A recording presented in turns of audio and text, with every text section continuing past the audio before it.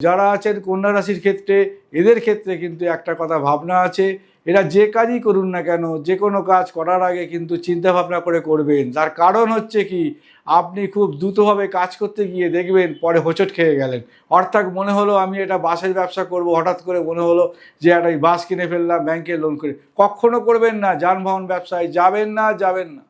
এবং তার সঙ্গে বলে যাই কি, যদি ব্যবসা যদি করতে হয় তাহলে কিন্তু আপনি কটন কাপড়ের ব্যবসা করুন। এই কাপড়ের ব্যবসার দ্বারা আপনার কিন্তু অর্থযোগ এবং মানি টার্ন ওভার ক্যাপিটাল বেড়ে যাবে এবং আপনার মনের মধ্যে একটা আত্মবিশ্বাস ফিরে আসবে। আর তার সঙ্গে বলে রাখি, এই সময় যদি আপনার বাড়ির কোনো টুকিটাকি কাজ করেন বা মেরামত করেন, তাহলেও কিন্তু এই সময় বিশেষ করে 3 মার্চ থেকে 21 এপ্রিল পর্যন্ত আপনি যদি গৃহ সংস্করণ করেন বা গৃহের কোনো উন্নয়নের যদি আপনি কাজে লাগান, তাহলে কিন্তু সুন্দরভাবে হবে, কোনো সমস্যা আসবে না।